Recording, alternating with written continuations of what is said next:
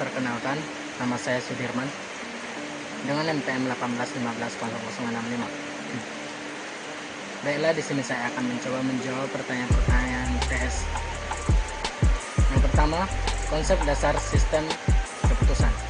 Menurut saya, konsep dasar sistem keputusan adalah sistem informasi interaktif yang menyediakan informasi, pemodelan, dan pemanipulasian data. Sistem tersebut digunakan untuk membantu pengambilan keputusan dan situasi semi terstruktur dan tidak terstruktur, di mana tak seorang pun tahu pasti bagaimana keputusan seharusnya dibuat. Sebagai contoh sederhana dalam kehidupan sehari-hari ialah jika kita ingin membeli baju, dihadapkan dua pilihan dan diharuskan memilih satu baju saja. Secara otomatis Anda akan memilih pilihan yang bajunya tersebut dari berbagai aspek, dari segi model, sehingga Anda bisa memutuskan untuk membeli hanya satu baju saja. Soal yang kedua, faktor-faktor yang mempengaruhi pengambilan keputusan. Yang pertama ialah faktor internal organisasi, seperti ketersediaan dana, SDM, perlengkapan peralatan, teknologi, dan sebagainya. Yang kedua ada eksternal organisasi, seperti keadaan sosial politik, ekonomi, hukum, dan sebagainya. Dan yang ketiga ada ketersediaan informasi yang diperlukan. Dan yang keempat ada kepribadian dan kecakapan pengambilan keputusan. Faktor-faktor yang mempengaruhi dalam pengambilan keputusan dalam suatu organisasi adalah ada 4. Yang pertama itu ada adanya pengaruh tekanan dari luar. Yang kedua, adanya pengaruh kebiasaan lama. Dan yang ketiga, pengaruh dari kelompok lain. Dan yang keempat, ada faktor pengalaman. Soal nomor 3, yang pertama, data manajemen atau manajemen data adalah proses pengelolaan, penyimpanan, pengaturan, dan pemeliharaan pusat data yang dimiliki oleh suatu organisasi. Manajemen data ini yang lebih efektif dan meningkatkan keefisienan kerja tim. Dan yang kedua adalah manajemen model atau model manajemen. Model manajemen termasuk yang paling sederhana karena hanya meliputi 3 fungsi saja, yaitu perencanaan, implementasi, dan evaluasi agar mencapai tujuan yang ditetapkan. Yang keempat adalah dialog subsistem atau communication.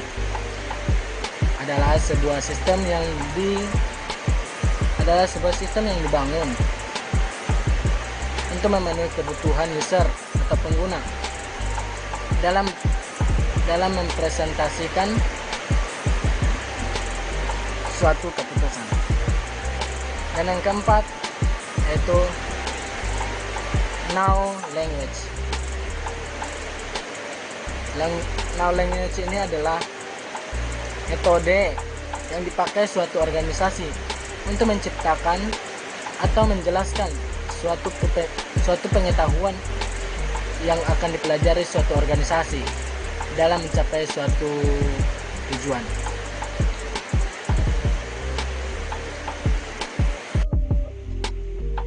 di sini saya akan menjawab pertanyaan yang keempat, yaitu mempresentasikan hasil makalah dari kelompok masing-masing. Baiklah, di sini saya akan mempresentasikan sedikit dari hasil makalah dari kelompok kami. Ada 3 jenis sumber data dalam sistem pendukung keputusan. Yang pertama itu ada data internal.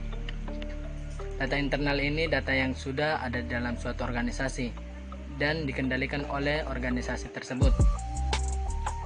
Yang kedua ada data eksternal. Data eksternal ini berasal dari luar sistem dan tidak bisa dikendalikan oleh organisasi tersebut. Nah, yang ketiga data privat atau personal. Data privat atau personal ini adalah data mengenai naluri dari user terhadap masalah yang akan diselesaikannya. Ada beberapa komponen dalam subsistem manajemen data. Yang pertama itu ada database sistem pendukung keputusan. Yang kedua sistem manajemen database. Yang ketiga ada directory data. Dan yang keempat fasilitas query.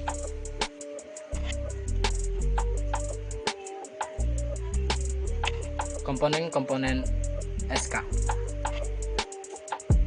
Yang pertama ada DSS database. DSS database ini adalah kumpulan data yang saling terkait dan terorganisasi untuk memenuhi kebutuhan dan struktur sebuah organisasi dan dapat digunakan oleh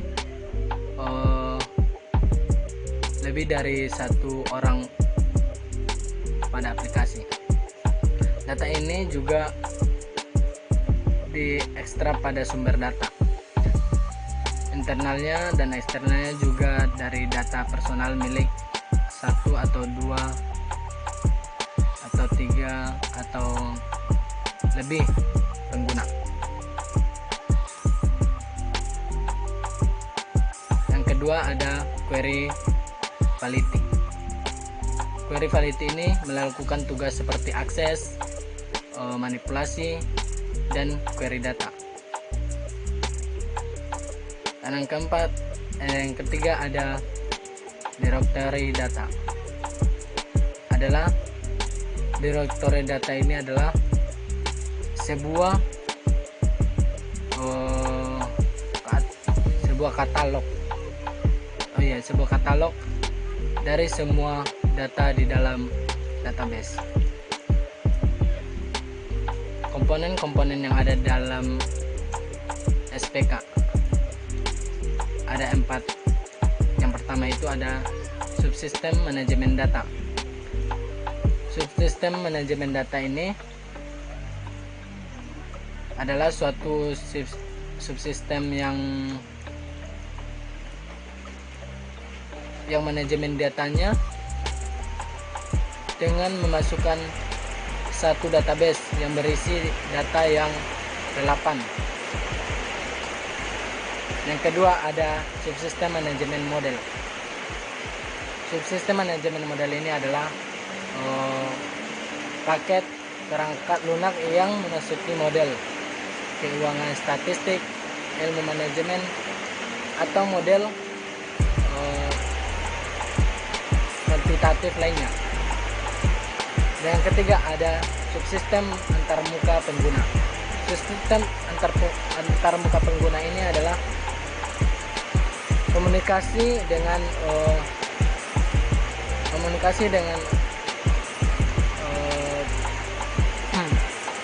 perintah DBS melalui subsistem ini.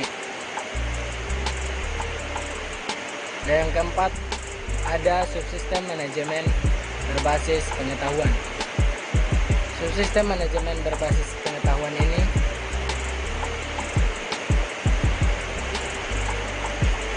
dapat mendukung semua subsistem lain atau tidak, atau bertindak sebagai suatu komponen yang independen.